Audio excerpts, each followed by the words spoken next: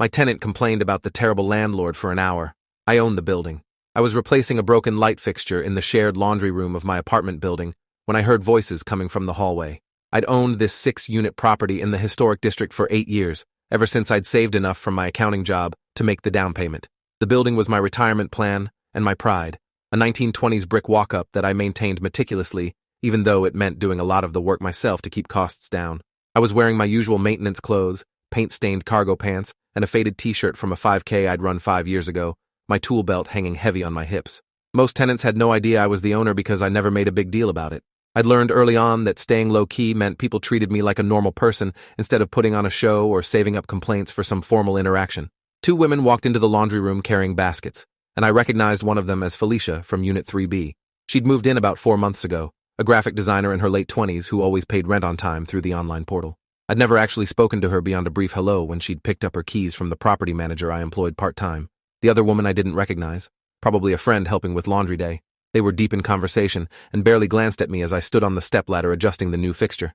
I focused on my work, testing the connection and making sure everything was secure. Felicia started loading her washer and continued talking to her friend, whose name I caught was Simone. They were discussing normal stuff at first, weekend plans and some Netflix show I hadn't watched. Then Felicia's tone shifted and she launched into a complaint about her apartment, specifically about how the landlord never fixed anything promptly.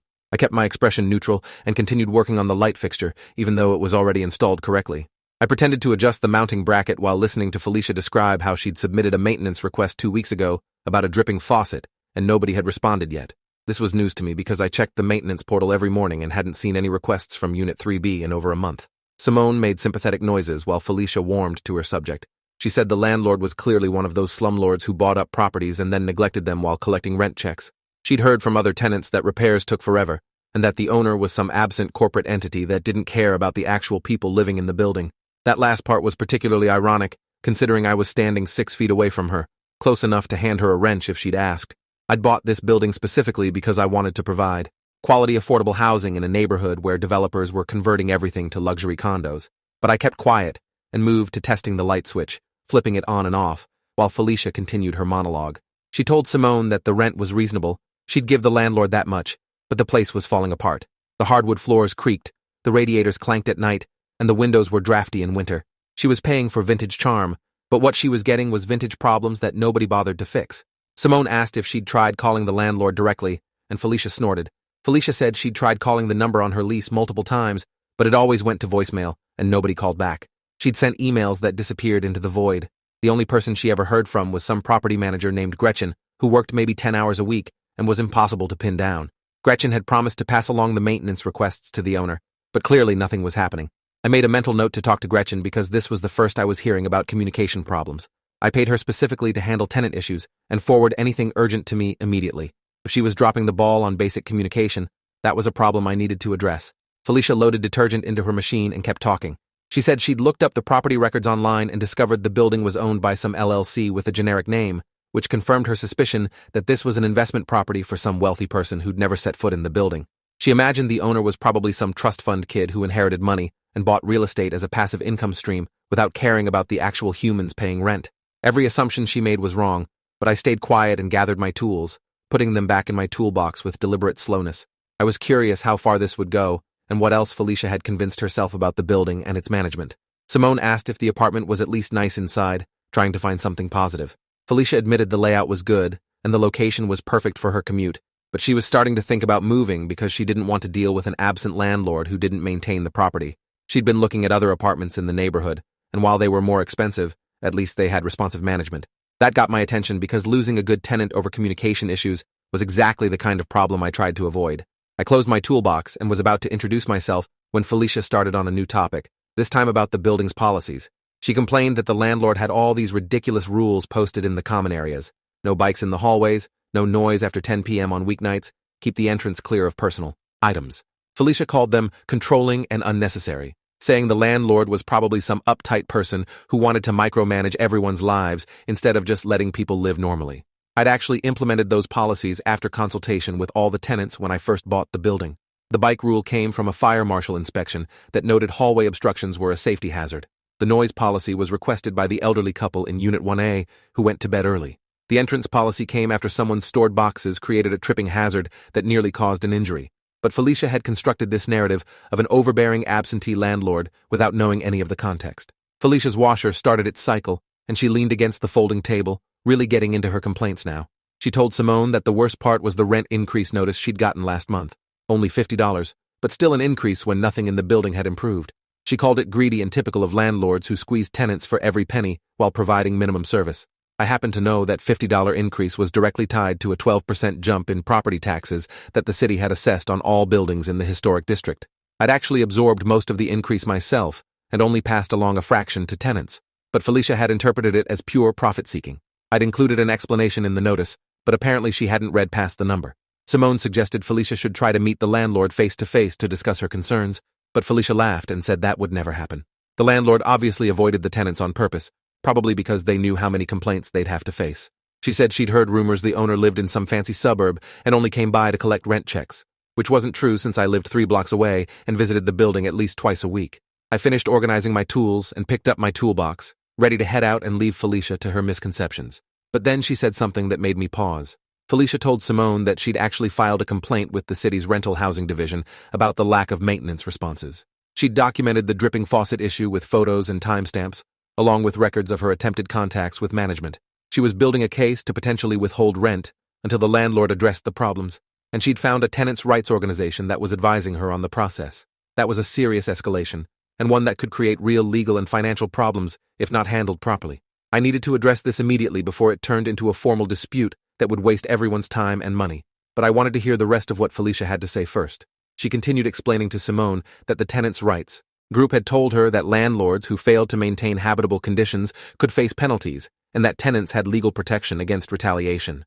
She was prepared to fight this if necessary, because she was tired of being taken advantage of by some invisible owner who clearly didn't care about their responsibilities.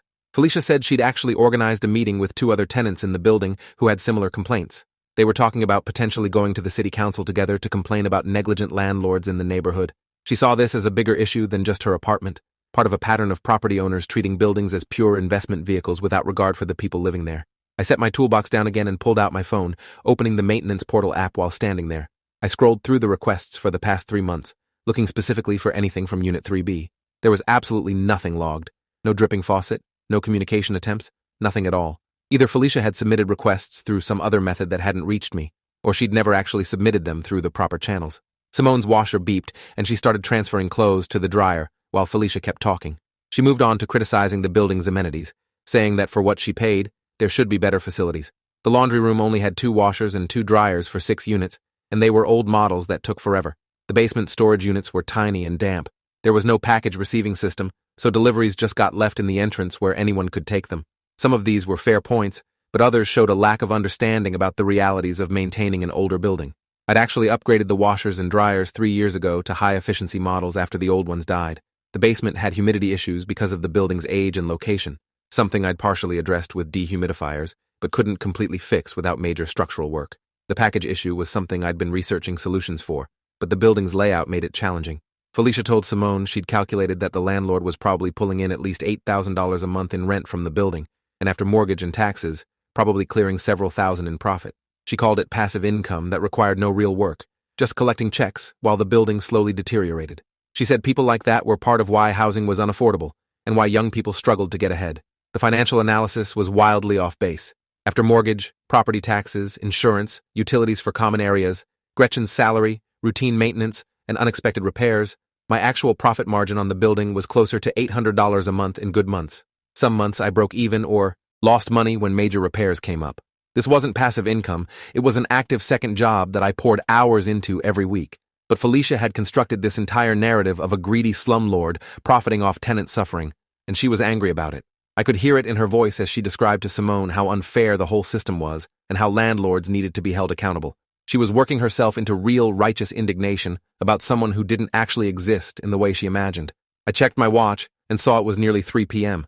I needed to decide how to handle this situation. I could walk out and deal with it later through official channels, or I could address it right now while Felicia was here. Part of me was annoyed at the false accusations and wanted to correct her immediately. Another part understood she was frustrated about legitimate issues, even if her interpretation of the causes was wrong. Felicia's phone rang, and she answered it, stepping out into the hallway for privacy. Simone stayed in the laundry room, and I saw my opportunity. I walked over to where she stood by the dryers and introduced myself, extending my hand for a handshake. I told her my name and mentioned that I actually owned the building, and I couldn't help overhearing some of Felicia's concerns.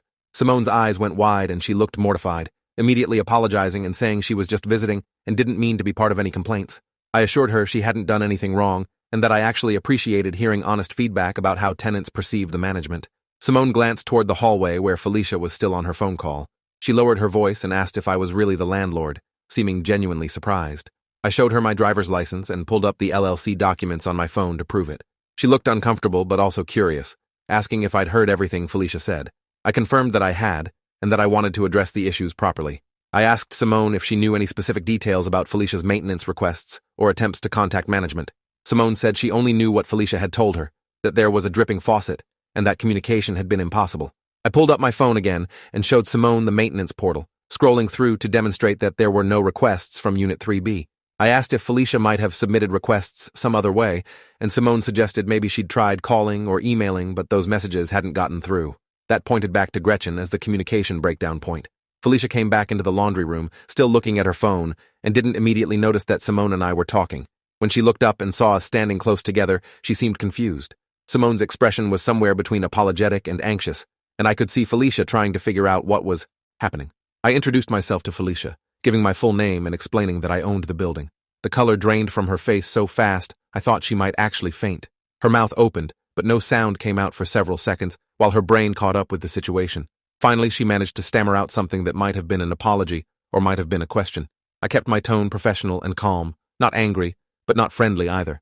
I told her I'd overheard her conversation and wanted to address the concerns she'd raised because several of them were news to me. I asked her to walk me through exactly what maintenance issues she'd experienced and what steps she'd taken to report them. Felicia looked like she wanted to disappear through the floor. She glanced at Simone for support, but Simone was suddenly very interested in her dryer settings. Felicia took a deep breath and started explaining, her voice much quieter now, that her bathroom faucet had been dripping for about 2 weeks, and she'd tried to report it but wasn't sure if her requests had gone through. I asked specifically how she'd submitted the requests. She said she'd called the number on her lease and left voicemails. I pulled out my phone and asked her to call that number right now, wanting to see what happened. She dialed and we both listened as it rang 4 times and went to a voicemail box that was full and couldn't accept new messages. That was definitely a problem. I asked if she'd tried the maintenance portal website listed in her lease welcome packet. She admitted she'd never received a welcome packet, just the keys and lease documents. That was another Gretchen failure. Every tenant was supposed to get a comprehensive welcome packet with all the important numbers, websites, and policies. I made a note on my phone to deal with Gretchen immediately. Then I asked Felicia what other maintenance issues she'd experienced. She mentioned the creaky floors, clanking radiators, and drafty windows, but admitted those weren't really emergencies, just annoyances. I explained that the floors creaked because they were original hardwood from 1923, and while I could have them refinished, that would require her to move out for a week and probably wouldn't eliminate all the noise. The radiators clanked because of the building's old steam heating system, something that would cost $200,000 to replace with modern HVAC. I told her I'd installed weather stripping on all the windows 2 years ago, but older windows would always be less efficient than modern ones. Replacing all the windows in the building would cost around $40,000 and would require rent increases of $200+ per unit to finance. I asked if she'd prefer I take on that project and raise everyone's rent accordingly. Felicia shook her head quickly, starting to understand that some of her complaints weren't actually about negligence, but about the realities of living in an older building. I moved on to address her other concerns. I pulled up the property tax records on my phone and showed her the 12% increase that had triggered the rent adjustment. I showed her my calculations of how much of that increase I'd absorbed versus passed along to tenants. I addressed the building policies next, explaining the actual reasons behind each rule, rather than letting her continue believing they were arbitrary. I told her about the fire marshal inspection, the elderly neighbors who'd requested quiet hours, and the tripping incident that led to the entrance policy. I asked if she thought those were unreasonable given the context. Felicia was looking more uncomfortable by the minute, but I wasn't done. I addressed her comment about my living situation, explaining that I lived 3 blocks away and visited the building at least twice weekly. I was here right now fixing the laundry room light because I did a lot of the routine maintenance myself to keep costs down rather than hiring expensive contractors for every minor issue. I pulled up my financial records for the building and showed her the actual numbers, not to prove anything, but to correct her wildly inaccurate assumptions about my profit margins. I walked her through each category of expense and showed her that some months I barely broke even. This wasn't a cash cow. It was a long-term investment that required constant work and attention. Then I addressed the serious issue of her complaint to the rental housing division. I explained that I took maintenance obligations seriously and had never intentionally ignored a legitimate request, but I couldn't fix problems I didn't know about, and if her communications hadn't reached me because of failures in my management system, that was something I would address immediately. I told her I would personally inspect her apartment that afternoon to assess the faucet and any other issues she'd been experiencing. I would fix what could be fixed immediately and schedule contractors for anything that required specialized work. I would also completely overhaul my communication systems to ensure no future requests fell through the cracks. But I also needed to address her assumptions and the way she'd been bad-mouthing me to other tenants based on incomplete information. I asked her why she'd assumed the worst about me, rather than making a genuine effort to reach me through multiple channels when her initial attempts failed. Felicia didn't have a good answer. She mumbled something about previous landlords she'd had who really were negligent, and she'd just assumed I was the same. I pointed out that assuming the worst about people without evidence wasn't fair, especially when those assumptions led to filing formal complaints and organizing other tenants against me. I asked about the city council plan and the meeting with other tenants. Felicia admitted that was more aspirational than actual, something she'd been considering but hadn't formally organized yet. I asked her to identify what other tenants supposedly had complaints because I wanted to address those directly as well. She mentioned the couple in Unit 2A had complained about the heating, and the guy in Unit 1C had issues with noise from upstairs. I pulled out my phone again and showed her the logged requests from both of those units and the work orders that had been completed to address them. The heating issue had been fixed 3 weeks ago with a new thermostatic radiator valve. The noise issue had been partially addressed with area rugs, though sound transmission between floors in an old building would never be perfect. I asked if she'd actually talked to those tenants about their experiences with management, or if she'd just assumed they'd had the same communication problems she'd experienced. Felicia admitted she'd only had brief conversations and had mostly projected her own frustrations onto them. Simone's dryer finished its cycle, and she started folding clothes very quickly, clearly wanting to escape this increasingly awkward situation. I told her she was welcome to stay, that this wasn't about embarrassing anyone, but about fixing real problems and addressing misconceptions. I turned back to Felicia and asked her directly what she wanted from this situation. Did she want to move out? Did she want specific repairs? Did she want better communication systems? What would actually resolve her concerns, rather than just perpetuating this adversarial dynamic she'd created? Felicia thought about it for a moment, and then said quietly that she really just wanted her faucet fixed, and to know that future issues would be addressed promptly. She liked the apartment and the neighborhood, and she didn't actually want to move. She'd just been frustrated, and had vented that frustration by constructing this whole narrative about a negligent landlord. I told her I'd fix the faucet that afternoon, and that I was implementing several changes to prevent communication breakdowns in the future. I was going to set up a direct hotline that came to my personal phone for urgent issues. I was going to create a tenant portal with transparent tracking of all maintenance requests, so people could see the status of their submissions. I was going to hold quarterly tenant meetings where everyone could raise concerns directly with me, but I also needed her to commit to approaching issues directly, rather than immediately assuming bad faith on my part.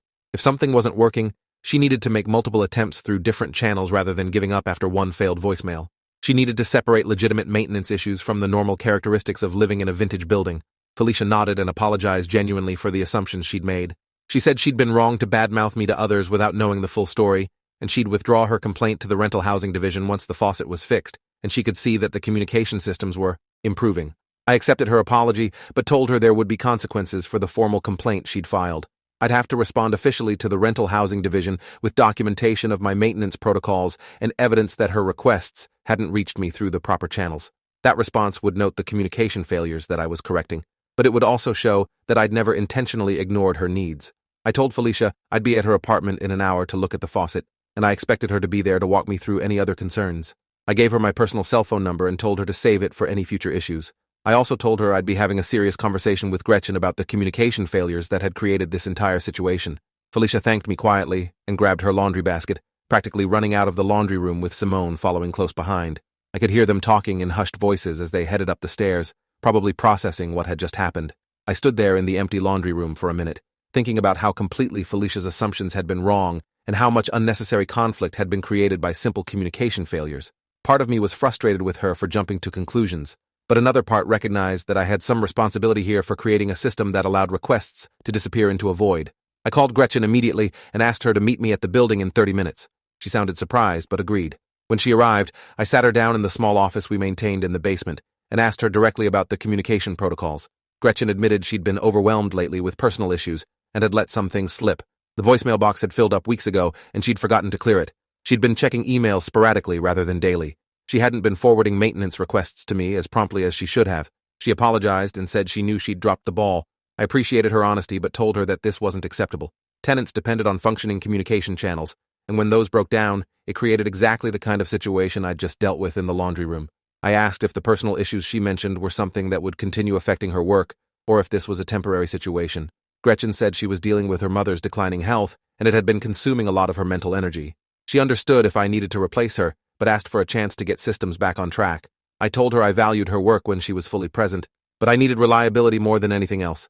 We agreed on a plan where I'd take over direct responsibility for maintenance requests and tenant communication for the next month, while Gretchen focused on getting her personal situation stabilized. After that month, we'd reassess whether she could return to full duties or if we needed to make other arrangements. I also told her I'd be implementing backup systems so that no future requests could fall through the cracks, even if she or I missed them. I left that meeting and headed up to Unit 3B where Felicia was waiting nervously. She let me in and showed me the bathroom faucet, which was indeed dripping steadily. I checked under the sink and quickly diagnosed a worn washer in the valve, something that would take me about 15 minutes to fix with parts I had in my truck. While I worked on the faucet, Felicia hovered in the doorway, apologizing again for her comments in the laundry room. I told her I appreciated the apology, but what I really wanted was for her to learn from this experience.